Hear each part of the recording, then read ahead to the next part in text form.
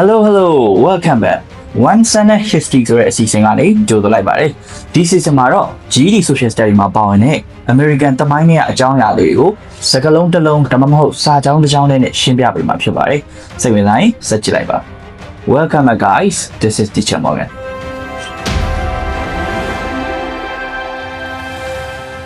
ဒီနေ့အလှည့်ကြတာကတော့ American ရဲ့မြောက်ပိုင်းနဲ့တောင်ပိုင်းဒေသမှာဖြစ်ခဲ့တဲ့ Civil War လို့ခေါ်တဲ့ပြည်တွင်းစစ်အကြောင်းပဲဖြစ်ပါတယ်။ American သမိုင်းမှာတော်တော်ကြီးကိုရုပ်စုအကြီးတန်းခဲ့တဲ့စစ်ပွဲလို့လည်းပြောလို့ရတယ်လို့သမိုင်းအလှည့်ပြောင်းအများကြီးဖြစ်စေတဲ့စစ်ပွဲလို့လည်းပြောလို့ရပါတယ်။ဆိုတော့ဒီစစ်ပွဲအကြောင်းဘယ်လိုစလုံးလေးနဲ့မှတ်မလဲ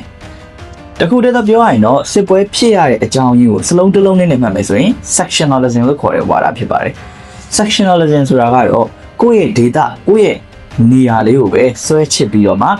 ကိုယ့် data ကိုပဲ loyal ဖြစ်တယ်လို့ဆိုလိုတာပဲ။ဆိုတော့ကြားရင်လည်းကောင်းချိုးသွားမယ်တင်နေတခုချင်းရှင်းပြရအောင်။ American နိုင်ငံရဲ့မြောက်ပိုင်းပြည်နယ်တွေကစက်မှုလက်မှုလုပ်ငန်းကိုအဓိကထားပြီးတော့လုပ်ကြတယ်။စီးပွားရေးနဲ့အလုပ်သမားဝန်ကြောင့်ပြုရတယ်။သို့တော်ညာလည်းပဲ American ရဲ့တောင်ပိုင်းကကြတော့ layer စိုက်ပျိုးရေးကိုအဓိကထားပြီးတော့လုပ်တာပေါ့။ဆိုတော့စက်မှုလုပ်ငန်းနဲ့ layer စိုက်ပျိုးရေးကြားမှာအဓိကခွာခြားချက်တွေအများကြီးဖြစ်လာတယ်။ဒါကြောင့်မလို့ကိုပြည်နယ်ကိုပဲကိုပို့ပြီးတော့ချက်လာတယ်။ဒီလိုပုံစံမျိုးအနေထား sectionalism လို့ခေါ်တာဖြစ်ပါတယ်။ဟုတ်ပြီ။ဒါဆိုရင်ကျွန်တော်တို့စစ်ပွဲဖြစ်ရတဲ့အကြောင်းရင်းတွေကိုမြန်လေး recap ကြည့်အောင်။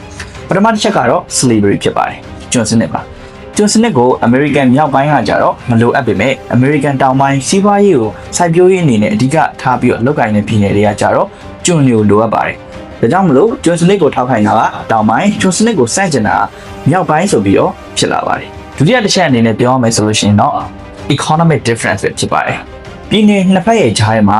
စီးပွားရေးချင်းမတူညီကြတာဖြစ်တယ်။ဒီနည်းပြောရရင်စက်ရုံလုပ်ငန်းတွေကိုအဓိကထားပြီးလုပ်ကိုင်နေသူတွေကသူတို့စက်ရုံစီးပွားရေးကိုအဓိကကာဝယ်ပေးမဲ့ tariff တွေကိုညှိနှိုင်းပေးမဲ့လေ American တောင်ပိုင်းကတော့သူတို့ရဲ့တင်ပို့ရဲ့စီးပွားရေးကိုမပြတ်စည်းစေခြင်းတဲ့အတွက် tariff ကို short ရပါတယ်။အဲ့တော့စီးပွားရေးပုံစံမတူညီတာတွေကလည်းစစ်ပွဲကိုဖြစ်စေတဲ့အကြောင်းရင်းတွေတစ်ခုပါပဲ။တတိယအချက်အနေနဲ့ပြောရမယ်ဆိုရင်တော့ state right ပါ။ပြည်နယ်တွေအနေနဲ့ central government လို့ခေါ်တဲ့ဗဟိုအစိုးရကြီးကသူတို့ကိုအရန်လွှမ်းမိုးတယ်လို့ခံစားလာရတယ်။ဒါကြောင့်မလို့သူတို့ကဒီအခြေအနေကိုလက်မခံနိုင်တဲ့အတွက် state right ဆိုပြီးတော့ဟောကြားရဖြစ်ပါတယ်အဲ့တော့ပြောချင်တာကတော့ပြည်နယ်တွေကအခွင့်အရေးမရတဲ့ပြဿနာတစ်ခုပါပဲစတော့တစ်ခုအနေနဲ့ပြောရမယ်ဆိုလို့ရှိရင်တော့ territorial expansion ပဲဖြစ်ပါတယ်ဒီနည်းပြောရရင်တော့နယ်မြေချဲ့ထွင်တာတွေပေါ့ American တွေက westward expansion လို့ခေါ်တဲ့အနောက်ဘက်ကိုနယ်မြေချဲ့ထွင်တဲ့အခါမှာသူတို့အနေနဲ့ပြည်နယ်အသစ်တစ်ခုဝင်လာတိုင်းမှာကျွန်စနစ်ကိုထောက်ခံမလားကျွန်စနစ်ကိုပိတ်ပင်မလားစသဖြင့်ဒါမျိုးတွေရွေးချယ်ကြမှာလေချင်း conflict ဖြစ်ကြတာဖြစ်ပါတယ်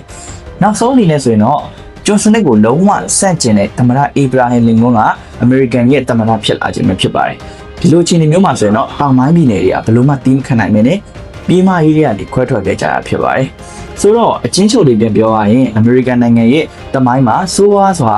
အကြီးတန်းလေးခဲ့တဲ့ Civil War လို့ခေါ်တဲ့ပြည်တွင်းစစ်ပွဲကြီးကိုဖြစ်စေတဲ့အကြောင်းရင်း၅ချက်ကိုကျွန်တော်ပြောပြခဲ့တာဖြစ်ပါတယ်စကားလုံးတစ်လုံးနဲ့ပြောရမယ်ဆိုလို့ရှိရင်တော့ sectionalism ဖြစ်ပါတယ်အဲ့တော့ပြန်ပြီးပြောရမယ်ဆိုရင် slavery ကျွန်စနစ်ကြောင့်ဖြစ်တဲ့ economic difference စီးပွားရေးမတူညီမှုတွေကြောင့် state right ပြည်နယ်ရဲ့အခွင့်အရေးဆုံးရှုံးမှုတွေနဲ့အတူ Abraham Lincoln သမ္မတဖြစ်လာခြင်းလို့ပဲဖြစ်ပါတယ်ဆိုတော့အခုဆိုရင်တော့ American Civil War ဖြစ်ရတဲ့အကြောင်းရင်းကိုစကားလုံးတစ်လုံးနဲ့မှတ်မိသွားကြပြီလို့ထင်ပါတယ်နောက်ဗီဒီယိုမှာပြန်တွေ့ပါမယ် see you guys next time